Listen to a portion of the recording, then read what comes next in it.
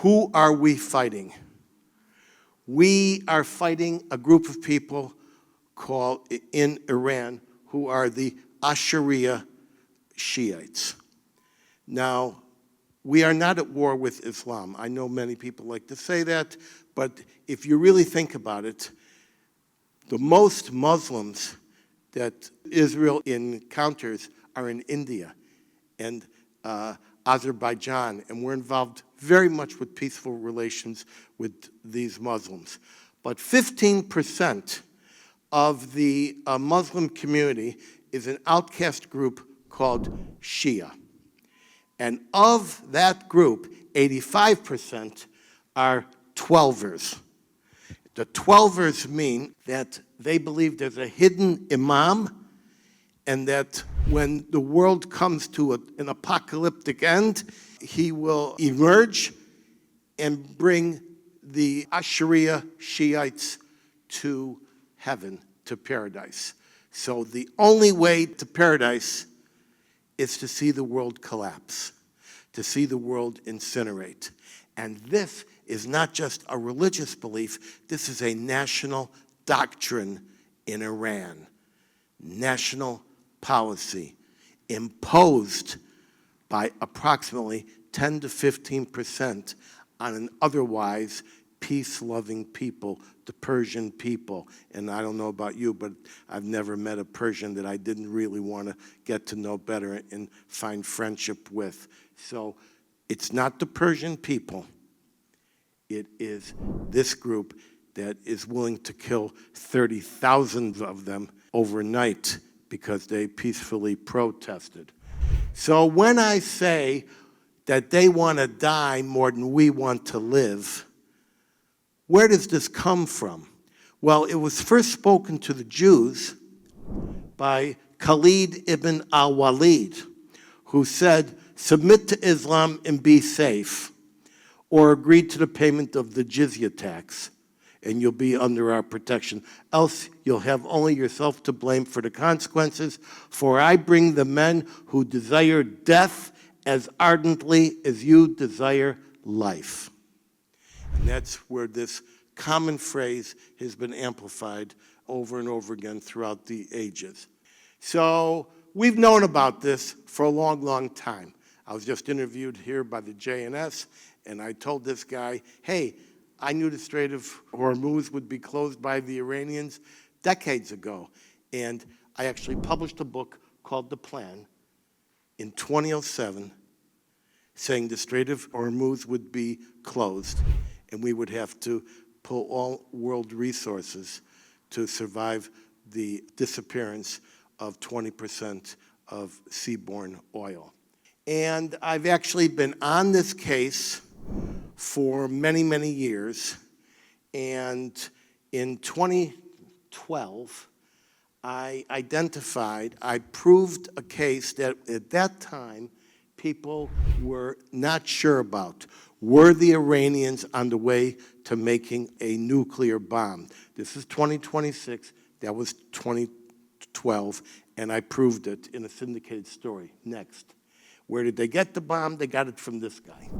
This guy is A.Q. Khan. He's a Pakistani, and Pakistan, after India got the bomb, Pakistan rushed to get their own bomb, and this guy was in charge.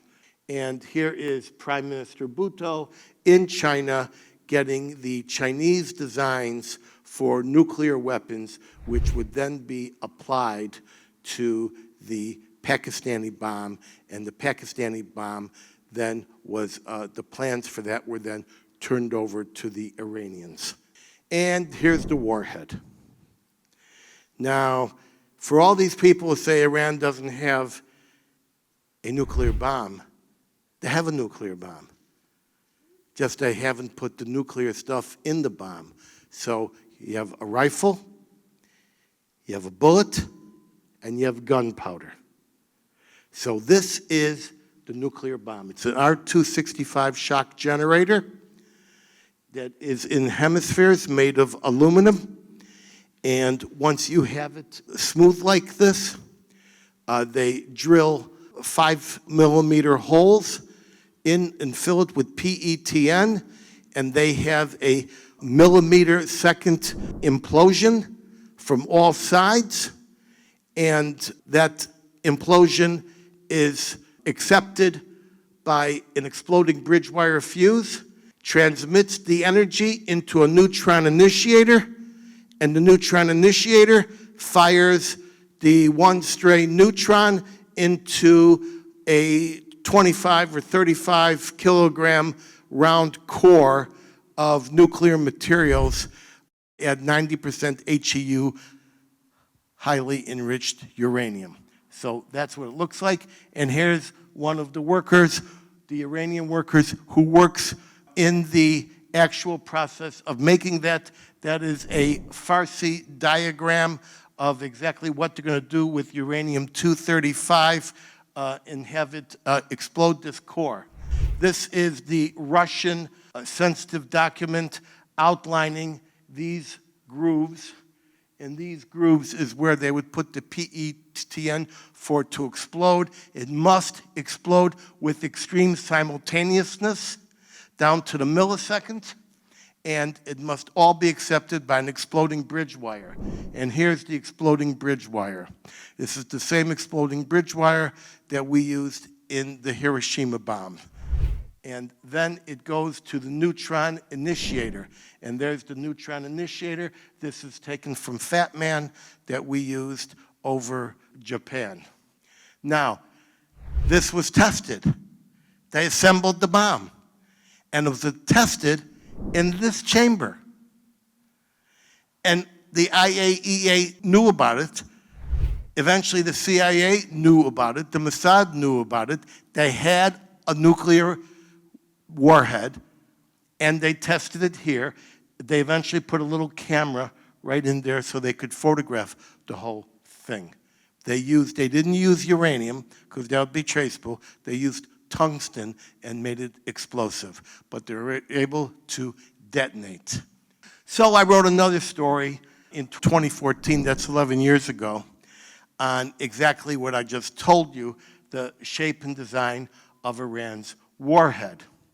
So the warhead is just one part of it. Iran also put together something called the Ring of Fire. And the Ring of Fire was to surround Israel with highly funded, highly armed terrorist groups, the so-called Ring of Fire. This was Hamas. You'll recognize this as an October 7th picture. Next, this is Hezbollah in Lebanon. And I know many Lebanese, I've got one on my show Thursday, and they would love Iran out of their politics and Hezbollah out of their government. Hezbollah has over 150,000 missiles and rockets. Many of them are hidden underground like this. They're in barns, they're in living rooms. You see a house, it looks like a normal farmhouse, may have a television in it, the table turns upside down, and it's rockets. However, don't think they have just little rockets. They got big rockets. These go 550 kilometers right into the center of Israel, and they've got these lined up underground in these giant tunnels. Next, this is the Radwan Force. The Radwan Force was supposed to do in Galilee simultaneously what Hamas was doing in the Gaza envelope. They were going to invade the kibbutzim and the towns. They had ready selected Hezbollah mayors, Hezbollah city clerks ready to occupy, hold hostage, and take over the complete north of Israel, the Galilee, all the way from Nazareth to Metula. And there was a Hezbollah look-alike in Syria. So Lebanon had one, Syria had one. There was one in Iraq. Iraq had a Hezbollah. And they set up the Houthis in Yemen. Now, most of you have seen the Houthi flag, but very few have the actual translation of the Houthi flag. Allah is great, death to America, death to Israel, a curse upon the Jews, victory to Israel. This is the flag that you see waved. No one's really translated it before. Next. Eagles over Auschwitz. This is actually from Adam Milstein's material. Why do I have eagles over Auschwitz? Because the IDF want to prove that they could fly to Auschwitz. Why? Because going to Auschwitz, the distance, one way to Auschwitz is a round trip to Tehran. And they were able to prove that they could do it and they could refuel. So, turns out that the Russians, to protect this nuclear activity, gave Tehran the S-300, which at that time was the most sophisticated and secretive radar system in the world. It could basically see numerous planes and drones, high and low, going 250 miles out. Well, let's go back. This is the radar unit. Radar unit would detect. This is the computer department. It would analyze, and these are the tubes that would shoot out the missiles to take them down. Israel could not actually attack Iran as long as these were in business. So I found out that you could highlight from right here, earlier this month. So I found out that Israel had done a maneuver with the Greek Air Force over Crete. Why? Because there was a disabled S-300 sitting on Crete, and by flying with the Greeks over Crete, they could activate and penetrate the S-300, and as you learned, they learned how to disable it, they learned how to send it the wrong codes, and they were able to take down the S-300. This plan to destroy Israel with nuclear bombs was called the Ahmed Project. 5 nuclear weapons were supposed to be assembled to destroy Israel, and it was right behind this gate. Not only was it right behind this gate, it was right behind these green doors. And in those green doors were 21 super secret safes, and the Mossad sent in 21 skilled safecrackers to gather all the information and steal it and bring it back to document exactly what was going on. So let's discuss the process here so you understand. This here is called uranium. Uranium is found in various places around the world, and it's a very impure type of rock. So uranium is also known as uranium-238, and it's 99.3% 238, and just 0.7% a heavier isotope called uranium-235. And uranium-235 has a value no other rock has, and that is it can explode a nuclear weapon. So the question is, how do you get uranium-238 to turn into 235? Answer, you spin it. It's like distilling liquor. So these are, each one of these is a centrifuge. And these centrifuges, don't be fooled, they're not all alike. These happen to be IR1s, the early version. And these centrifuges have a speed designation. You know what MPH is, miles per hour? Those, let's go back to where you were.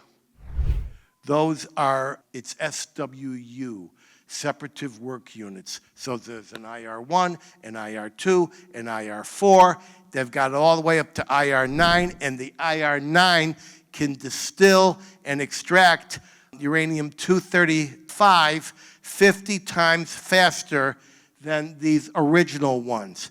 That means they can do in 2 weeks what these things would take a year to do.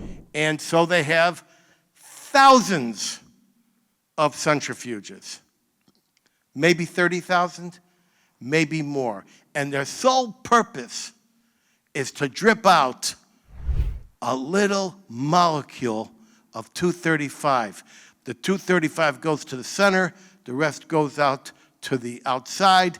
It gets piped across and accumulated drop by drop, molecule by molecule. And here we see the progression. And we have, this is the IR9. A year ago, there was 1. Today, we suspect there are 50. There could be 300. But they can churn out enough for a single nuclear bomb, probably, which means 60% enriched to 90. They can probably churn it out in about 3 weeks. Now, let's give you some numbers here.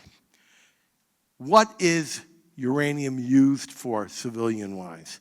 The main purpose is to boil water. By enriching it to 3.5%, meaning getting this U-238 down to U-235 and getting up to 3.5 enrichment, it's hot, it boils the water, it makes steam, it turns the turbine. But at the same time, once it gets to 3.5 civilian use, it's 75% of the way toward weaponization. 75% of the way to 90%. If you have 20%, which is a common intermediate point, 20% is 90% of the way there. And you've all heard about the HEU, the 460 kilograms. That's 99% close to weapons grade. It would probably take 1 to 3 weeks of continued centrifuge to raise that up. Think of a pot of boiling water. It's already hot. It's boiling. Now it's a racing boil. Now, to make these things, I have some secret photos here. To make these things does not take a big factory. You could have a workshop the size of this room. And so let's go down, and this is some of the milling stuff. Let's go all the way down. These are the components. Now they're using carbon fiber instead of metal, so the carbon fiber can rotate at 200,000 RPMs per minute. They gather them together, they mill them, they have a lathe, and they assemble them, and this could take just a couple of weeks. And there they have them. And once they distill this 235, then it's gas, they turn it back down to a solid. And that solid is right here. These are called dingates or ingots, and these are all uranium-235. These, once they're made, then get put into a molten process, and they make these cores. They have to purify them, but they make the cores. All right, so they got the warhead. They've got the gunpowder, which is the nuclear fuel. They can turn it into a core. What do they put it in? They put it in a Shahab-3 missile, also known as a Nodong from the Koreans. And here it is. They have hundreds of these Shahab-3s. And this is International Atomic Energy Agency illustration of the actual Shahab-3 bomb that Iran was making well over a year ago.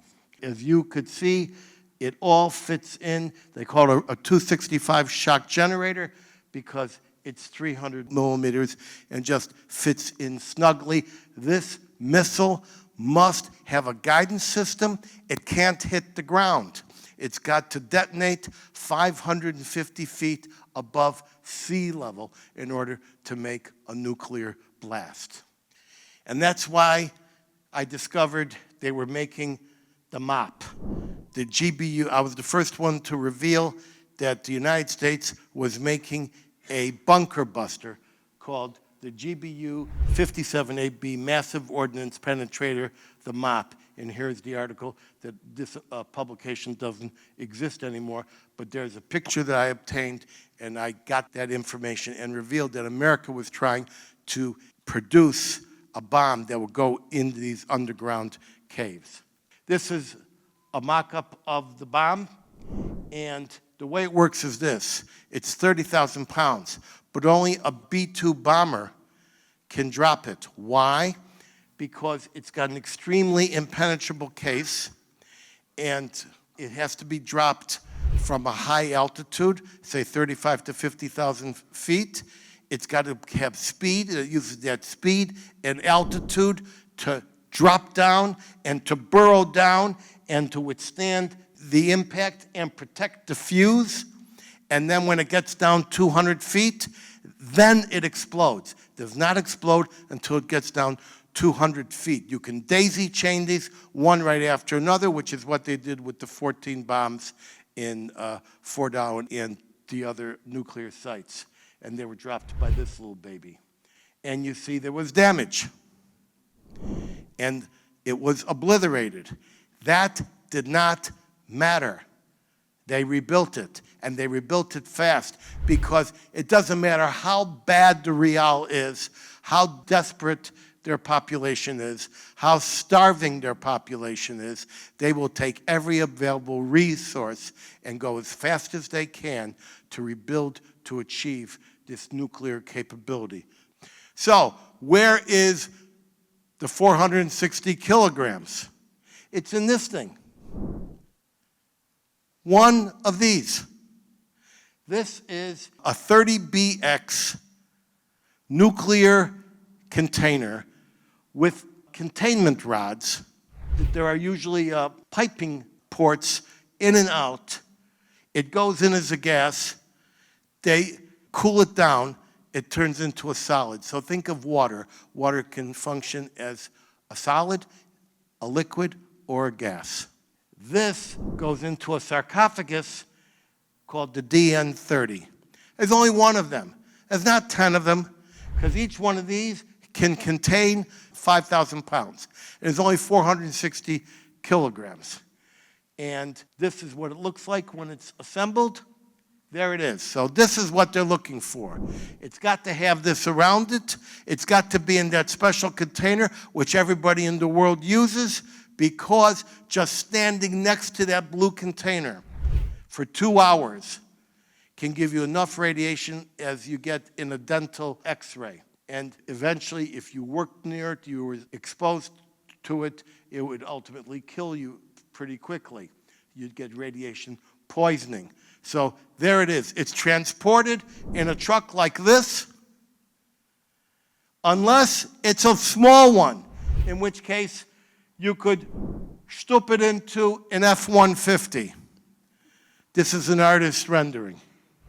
Or you could put it on one of these vessels and sail it to the Caribbean. You could actually detonate this in the middle of the Gulf of America or the Gulf of Mexico or the Atlantic Ocean and create a tsunami 400 feet tall, which is the current version of the Russian Putin's mega torpedo, which is designed to kill millions of Americans by creating a giant tsunami with a mid-ocean explosion. Next. And it's mainly occurring here, Pickaxe Mountain, and I called this out months before it was discovered. Pickaxe Mountain is a mile deep under granite. They can't get it, but they can also put this stuff together in Yemen. They can put it together in the desert, in an underground bunker, in a warehouse with blue doors in the middle of Tehran, anywhere that they want. And underneath are missile cities. Don't even think of them as tunnels. These missile cities are as long as 36 miles long, 47 years spent to use every resource, sustain every boycott, every sanction for the sole purpose of killing the world, killing Israel, killing America. And then there were people in the media say, well, Iran doesn't have those bombs. That's just made up. They just don't have it. So MSNBC, now known as MS Now, asked the Deputy Foreign Ministry, do you have those bombs? Because Witkoff said, they told us they got 10 to 11 bombs. That was the first thing they said when we tried to negotiate. Let's hear what he had to say. When the question of plus 400 kilograms of 60% material was raised in the meeting, we were not bragging. We were just stating a fact. And in fact, the amount of nuclear bombs corresponding to those 400 something kilograms is an estimate by European specialists. They are telling us that this is 10.2, bombs. So we were not bragging. We were just saying that this is the results of our scientific achievements. Well, he basically said, when they asked us, do we have any bombs? We said, yeah, we have 10.2 nuclear bombs. And it's not us who's saying it, it's the European specialists. There he's admitting it. Even though if you look at some media, they say, well, they just don't have that stuff. While all that's going on, Iran is getting ready to attack us from Venezuela. This is the Iranian Hezbollah network on the coast of Venezuela. This is where they control their narcotics. This is where they control their money laundering. And this is the Nasruddin clan, which is by Margarita Island, the Rada clan by Valencia, the Salah clan by Maracaibo, and the Hezbollah support cell in Mako. And so they have fully infiltrated Venezuela. Not only that, they were manufacturing weaponized drones in Venezuela that would be able to attack any city in the southern tier of the United States. And so that's why we had to take out Venezuela first before we made a move on Iran. They said we don't have these big missiles. Turns out they attacked Diego Garcia with a 2,000-kilometer missile. That's an intermediate range missile. One of the missiles misfired, and one was on target to hit our base but was intercepted, thus proving they did have 2,000-kilometer missiles. And that's when they said every European city, including London, is now within reach of Hezbollah's missiles. But the kicker was outer space. Turns out that Iran has a space agency. And after the 12-day war last year, the IRGC took over the space agency. And they decided to take all these space missiles, launch missiles, and convert them into intercontinental ballistic missiles, including one and any that could reach anywhere in Europe, anywhere in the Middle East, of course, Israel, and the United States. Where? From the exosphere. And they would come in at an oblique angle. And you may think that we have a great defense against intercontinental ballistic missiles. That's in the movies. We actually don't. We could take out one or two. We could never take out a swarm. And so we were vulnerable. Next. The intercontinental ballistic missiles are not in rocket launchers. They're in a gantry like you see in NASA. And this is either a Karam Shah or this is a Qasim. And they proved that they could launch it. And not only can they launch it, they adapted it to a mobile truck launcher. That means it could drive anywhere, including in and out of these missile cities, including in tanker ship, and hit the United States, Israel, anywhere in the Middle East, obliquely from the exosphere. And this is what we discovered that they had. Not only did they have the Qayyum 100, which went after Diego Garcia, now they're going to the Qayyum 105, the Qayyum 110, and the Qayyum 120. The Qayyum 120 had the capability of putting an orbital satellite 35,000 miles into outer space. And as a result of that, they could take that thrust, which is 3-stage solid fuel, and turn it into an intercontinental ballistic missile that would skip the exosphere just a little bit and come down obliquely. And a year and a half plus, they were able to successfully launch 3 satellites simultaneously from 3 missiles. That's like a swarm. And we took note of all of this. And then what happens? 10 days before we attack in this latest round, Iran releases the information that they are now going to focus on their Iranian Space Agency, which now has access to Qaem 120 missiles. And they specifically and continuously said, but they won't be ready for 3 years. Baloney. They were going to be ready now. If Iran were to hit Israel with a nuclear weapon, Israel has the ability to counterattack. An Israeli triad. This is the Jericho 3, and on top of it is a non-existent Israeli nuclear warhead.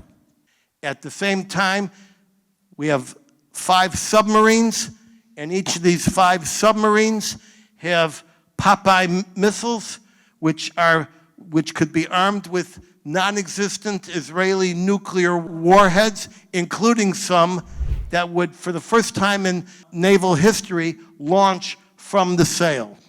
And scores of air-launched Popeye missiles, which could be armed with a non-existent Israeli nuclear warhead.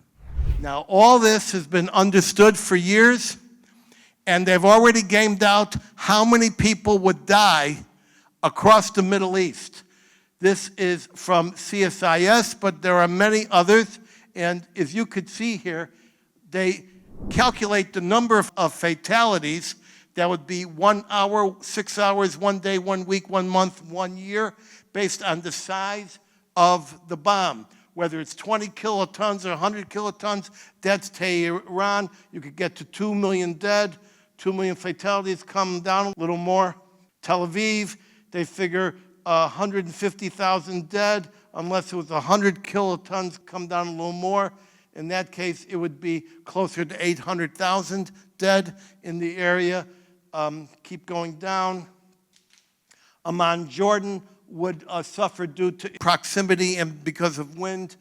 Within a year, they would have 300,000 dead, perhaps 7 million dead. Damascus, you get the idea. We were looking at a potential of 30 million fatalities within a year from a multi-stage nuclear exchange. The entire northern hemisphere would have been poisoned. And while I'm here talking to you about the 460 kilograms of 60, which need 2 or 3 weeks more centrifuge action to get to 90, and then to be melted down to a core could take another week. They've got 1,000 pounds of 20, which is 90% toward weapons grade. And no one's paying attention to it because in many cases, they have combined it with other materials to make it impure, so now it's only 19.9% instead of 20%. And if you really want to be scared, right now, a couple days ago, the Bulletin of Atomic Scientists confirmed that Iran has 200 plutonium for more than 200 nuclear bombs now. Plutonium is not U-238 or 235, it's U-239. And what happens is when you take these rods and you, for peaceful purposes, like in the Bushehr reactor, and you bombard them with chemicals, out comes plutonium. And plutonium makes a plutonium bomb. And they've got 200 of these. Right now, this was published just a couple of weeks ago.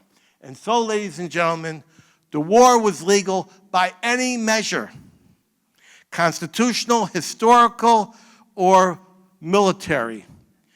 The war was necessitated because for 47 years they've promised to kill Americans, kill Israel, and kill mankind to get to paradise so that they could fulfill their wild fantasy. These are the people who killed 30 to 40,000 of their own overnight. They shot them in the face. And then when they get these women who they accuse of crimes and they have to hang them, before they hang them, they gang rape them, so there's no way that they can go to heaven as a virgin. These people will do anything. And so the war was imminent. The opportunity was right. And that's all I got to say out there.